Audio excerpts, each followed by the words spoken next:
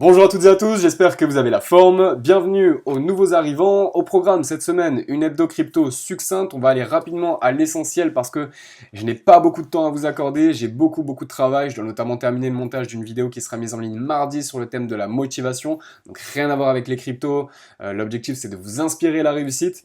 Je dois aussi terminer, certains d'entre vous le savent, ma formation sur les crypto-monnaies, formation à l'investissement et au trading de crypto. Une fois qu'elle sera finalisée, ce sera l'une des formations les plus complètes en investissement et trading, donc ça me prend du temps de la construire. Pour le moment, la majorité des modules sont faits, dont la compréhension du marché de la crypto, l'analyse des stratégies à adopter, c'est fait. L'analyse technique, je suis en train de terminer. Ça devait être un module qui prendrait un jour, finalement, ce sera une formation sur 2 jours, rien que sur ce module-là, parce qu'il est complet. J'en suis déjà à plus de 3h30 de tournage, donc voilà, ça me prend du temps de finaliser ce module, mais ne vous inquiétez pas, la formation sera rapidement disponible. Mon objectif, c'est que d'ici janvier, elle soit finalisée. Elle est déjà disponible à un prix évidemment nettement inférieur de ce qu'il le sera plus tard. Parce que tous les modules ne sont pas terminés, il faut que je finalise le module sur le trading, la maîtrise du risque c'est fait, l'utilisation des plateformes c'est fait, il y a juste des mises à jour à faire, stocker et sécuriser ses cryptos c'est fait, et la fiscalité à appliquer c'est encore à faire. Donc il me reste encore 3 modules à faire. L'objectif encore une fois c'est que ce soit terminé le plus rapidement possible, donc ça me prend beaucoup de temps, et aujourd'hui j'ai particulièrement peu de temps à accorder à cette hebdo crypto. Malgré cela, eh bien, je vous propose de commencer immédiatement avec l'analyse du Bitcoin. Concernant le Bitcoin, la semaine passée, nous avions décelé certains rebonds qui pouvaient intervenir lors des prochains jours. On va passer ça en 4 heures. On avait donc vulgairement vu ensemble les rebonds qui pouvaient intervenir. Finalement, ça a été assez cohérent avec ce qu'on avait ensemble mis en avant comme scénario, c'est-à-dire un rebond ici sur la résistance, puis un plongeon, puis un nouveau rebond aussi qui nous permettent de franchir. Là aujourd'hui, on est en train de consolider, on va peut-être suivre ce schéma-là, que ce soit du copier-coller ou que ce soit vaguement similaire, ça n'a pas véritablement d'importance. L'importance pour nous, c'est de savoir sur quel niveau on va pouvoir se positionner, que ce soit en achat ou en vente. Je sais que je m'adresse à des personnes qui ont uniquement une ambition d'investissement, donc qui n'ont aucunement intérêt de shorter le marché, mais je sais que je m'adresse aussi à des traders expérimentés ou non. Donc j'ai tout intérêt à vous expliquer toutes les positions qui peuvent être prises sur tel et tel niveau, que ce soit en prise d'achat ou en prise de vente. Concernant les positions acheteuses, ça fait bien longtemps qu'on l'avait déterminé. Ce niveau bien précis sur lequel on pouvait se positionner avec un gros bénéfice à prendre et un faible risque, puisque notre stop aurait été positionné vers les 3400. Ce scénario-là a eu lieu, le petit bull market a eu lieu, en tout cas voilà, cette petite correction haussière, parce que nous sommes encore dans une grosse dynamique baissière, donc il ne s'agit que d'une simple correction haussière qui devrait nous ramener sur les 78-62 Fibo lors du retracement baissier, donc du rebond haussier qui est intervenu ces derniers jours. Je pense que nous devrions revenir sur la zone des 78-60. Quoi qu'il en soit, si nous revenons sur cette zone-là qui est proche des 5000 €, cela sera un prix déterminant soit pour un futur bull market, et le vrai cette fois bull market qui devra, pour être validé, repasser par une nouvelle zone de consolidation, une nouvelle cassure, potentiellement un pullback, et vraiment cette fois le vrai départ. Là ok, on sera dans un bull market. Maintenant, un des scénarios qui n'est pas à écarter, c'est celui du rebond ici sur les 78-62 Fibo, et la reprise de la tendance baissière qui ne nous ferait que confirmer que cela n'était qu'un rebond haussier. Donc il y a eu des bénéfices qui ont été pris sur cette vague de hausse.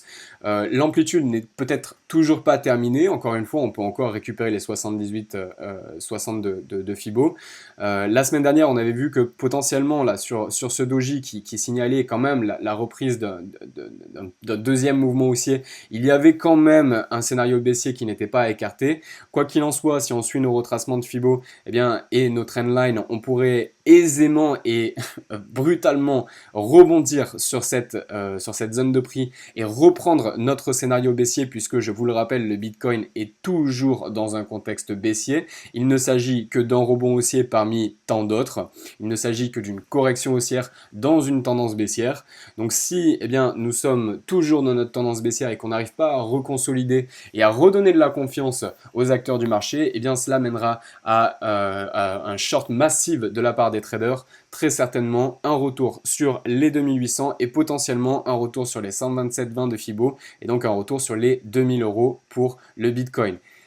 Il n'est pas à écarter le fait que l'on puisse aussi retourner sur les 161 de Fibo. Donc c'est là, on avait vu ça ensemble la semaine dernière. Je ne vais pas le réexpliquer, mais quand même rapidement, je vais vous le réexpliquer. Pour déterminer ces niveaux de prix, on utilise la prolongation de Fibonacci en suivi de tendance. On vient donc commencer notre Fibonacci ici, on vient le tirer sur le point le plus bas et on vient récupérer le point d'entrée de notre Fibo et cela nous donne des objectifs de gain. Les objectifs de gain sont les 127,20 et les 161,80 de Fibo. Donc ce sont des objectifs qui sont attendus par ceux qui veulent shorter le marché ici. Donc ce sont des niveaux sur lesquels nous pouvons prochainement intervenir. Donc pour ceux qui vont vouloir shorter le marché ici, ce sera un prix qui peut être intéressant s'il y a une confirmation baissière et une cassure peut-être des 38,20 de Fibo ou des 61,80 lors du retracement. Ça peut être un prix d'entrée intéressant pour ceux qui vont shorter le marché avec une plus-value voilà, de plus 60%, donc ça peut être intéressant, mais on aura le temps de revoir ça la semaine prochaine, vous inquiétez pas, on n'en est pas du tout à l'étape de short, pourtant pour l'instant on en est à l'étape de consolidation haussière. Il faudra qu'il y ait une nouvelle consolidation et une nouvelle cassure haussière pour ceux qui sont acheteurs pour les bulles. Concernant Ethereum, Ethereum suit à peu près le même scénario, c'est-à-dire que ce que l'on avait déterminé la semaine précédente, c'est ce qui a eu lieu. Notre rebond baissier est intervenu ici, on a eu quelques vagues de correction. Hop, voilà, on peut clairement avoir quelque chose comme ça. Hop, j'ai décalé mon Fibo. On peut clairement avoir un schéma de ce style, c'est-à-dire une nouvelle correction, boum, la continuité du mouvement haussier. Quoi qu'il en soit, il nous faudra, comme le Bitcoin, une nouvelle consolidation haussière, une nouvelle cassure par le haut de cette consolidation pour avoir une confirmation du bull market. Attention, sur Ethereum, on a une genre d'épaule, tête, épaule qui se construit ici. Je vais vous la tracer immédiatement. Ici, on a l'épaule gauche, la ligne de cou, la tête et l'épaule droite. Donc attention, sur Ethereum, ce qui va être intéressant les points sur lesquels il va falloir porter notre attention, ce sont, je vais supprimer ça, hop, ce sont ces niveaux-là sur la ligne de cou, alors qui n'est pas vraiment horizontale, on l'a vu précédemment là sur le tracé de l'épaule tête-épaule, mais cette ligne de cou au 140 va être très importante, parce que si on reprend une direction baissière ici, et qu'on a une annulation du mouvement haussier, et que l'on vient casser cette trendline là, ce sera la cassure de la ligne de cou, ce sera la fin d'une épaule tête-épaule, et donc cela nous permettra, pour ceux en tout cas qui shorteront le marché, d'avoir un objectif de gain qui est le suivant. On reprend la base supérieure, l'impulsion la plus importante lors de la construction de la figure, donc la tête. On réplique ça lors de la cassure et vous voyez, cela correspond parfaitement avec la trendline, le support ici qui nous fait office de visuel de la dynamique haussière. Donc cela correspond exactement avec précision à cette, voilà, on va le décaler ici, vous voyez. Cela correspond avec précision avec cette trendline là. Donc c'est un objectif qui n'est pas à écarter pour ceux qui vont vouloir shorter le marché et pour ceux qui veulent rentrer à l'achat sur Ethereum, ce n'est pas encore le moment, encore une fois, le moment c'était lors de la cassure de la ligne de cou ici comme on l'avait vu les semaines précédentes. Pour ceux qui ne se sont pas positionnés sur l'Ethereum, il n'y a aucun intérêt de se positionner maintenant. Il faudra attendre une nouvelle consolidation pour récupérer les 161,80 de Fibo. Encore que, il faudra ici ici on a un point cassé. Clairement, ici on a un point cassé. Va falloir franchir cette zone de prix. Va falloir franchir les 200 euros d'Ethereum. Tant qu'on n'a pas franchi les 200 euros d'Ethereum, psychologiquement, les investisseurs, pour parler au nom de tout le monde, mais de mon expérience aussi du marché, les investisseurs ne seront pas prêts à investir massivement sur l'Ethereum tant qu'on n'aura pas cassé cette zone de prix. Ok, pour l'instant, les traders le savent. Ici, on est potentiellement en train de retracer une figure en épaule, tête-épaule. Il y a donc une éventualité d'un retournement de marché. Donc il faudra attendre d'avoir certaines confirmations pour pouvoir se placer à l'achat. Pour ceux qui veulent shorter le marché, eh bien, les points importants, ce sont ceux-ci, ceux-là. Donc le support ici en horizontal, le support ici en oblique. Et si on vient casser le support en oblique, eh bien, comme le Bitcoin, notre objectif, c'est les 127,20 Fibo. C'est donc les 40 euros avec un objectif intermédiaire aux 50 euros sur Ethereum. Je sais que je vais un peu vite, mais je tiens voilà, à aller à l'essentiel. De toute façon, je sais que pour la majorité d'entre vous, vous êtes fidèles et vous suivez les vidéos chaque semaine. Donc je sais que pour la majorité, vous êtes, voilà, vous savez de quoi je parle. On a déjà vu ça plus en détail la semaine précédente. Concernant iOS, concernant iOS, on est toujours dans notre vague de hausse. On a pris position lors des 4,65 dollars, puisqu'on est en dollars sur iOS. Le TP1, l'objectif numéro 1, a été atteint. Notre objectif, c'est clairement les 40%. L'objectif le plus ambitieux, c'est les 50% ici sur notre résistance. Donc pour l'instant, l'objectif numéro 1 a été fait. Attention, dans les prochaines heures, très certainement, quand vous aurez regardé cette vidéo, il y aura probablement eu un important mouvement, ou en tout cas un mouvement assez puissant sur genre l'intervalle de quelques minutes, voire de quelques heures, parce que ici, nous sommes clairement en train de finaliser un triangle symétrique. Triangle symétrique de creux, triangle symétrique de sommet, c'est compliqué à déterminer puisqu'il est inversé. Donc normalement, c'est signe de continuation de tendance, donc qui devrait casser par le haut. Donc logiquement, sur iOS, on devrait continuer notre vague de hausse, ce qui nous permettrait de récupérer notre deuxième take profit qui se situe ici au 6,50 dollars pour iOS. Donc iOS toujours en cours. Pour l'instant, les 18% ont été récupérés. Donc évidemment, on remonte son stop. L'objectif, ce n'est plus de perdre 10% au maximum, mais de ne rien perdre si jamais on revenait sur notre point mort. Donc pour iOS, c'est toujours en cours. Et enfin, on va finir avec MCO. MCO que je vous avais donné les semaines précédentes. C'est parfait. MCO qui me confirme clairement que... Alors, MCO ne me confirme rien du tout, je reprends mes mots. Les investisseurs, les traders, les acteurs du marché sont en train de me confirmer qu'ils ont confiance en l'actif et qu'ils prennent un plus gros risque sur MCO que sur la majorité des autres actifs. Pourquoi? Il y a de multiples raisons fondamentales et techniques. De manière fondamentale, eh bien, ils font beaucoup de publicité, le projet se développe et il est concret, c'est un vrai projet lié à l'empreinte bancaire, au paiement par carte bancaire. Ils ont développé une application style Exchange sur broker. Non, c'est Exchange en crypto. Donc style Exchange sur le téléphone. Voilà, je vous avais donné cette opportunité il y a quelques temps.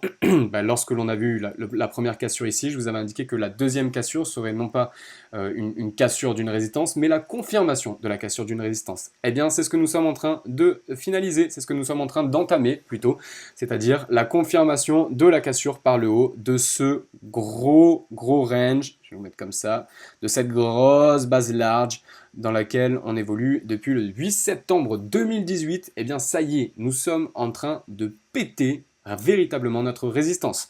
Donc prise de position ici c'est fait, l'objectif c'est les plus 40, 43, 44%, c'est tout simplement ici, boum, la résistance. Ok, donc MCO, il y a une nouvelle prise de position à prendre. Attention tout de même, je vois que le RSI est un peu élevé. Alors là, je suis sur le...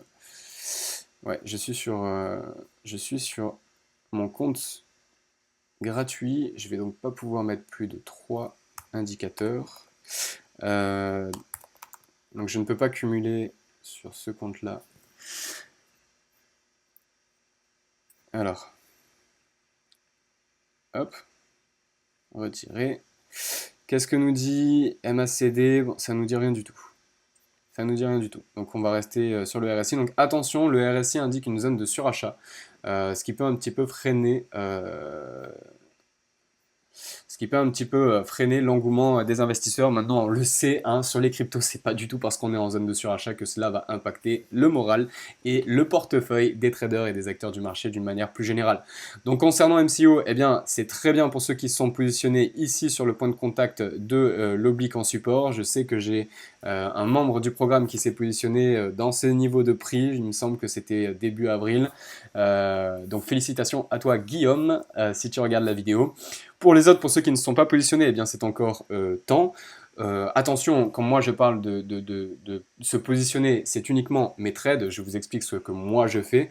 Quoi qu'il en soit, que vous suiviez ou pas ce trade-là, il faudra attendre d'avoir la confirmation ici à aujourd'hui. Si on vient faire une mèche comme ça et que l'on revient clôturer à l'intérieur, on n'aura pas la confirmation. Il faut qu'aujourd'hui, on vienne finaliser cette bougie. Il faut qu'elle vienne finaliser au-dessus de cette résistance. Pour ceux qui sont les plus prudents, il faudra attendre une confirmation ici.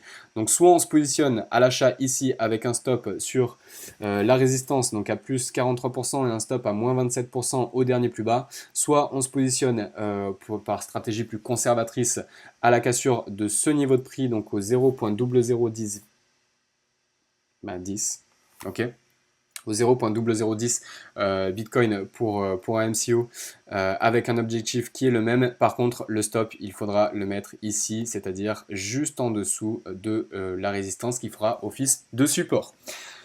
Voilà les amis, pour cette analyse très succincte, mais on est allé à l'essentiel. Je pense qu'il n'y a pas besoin de s'attarder sur cela. Je pense que vous êtes capable, chacun d'entre vous, de comprendre théoriquement et pratiquement comment vous positionner de la manière la plus stratégique sur les positions que l'on a déterminées ici.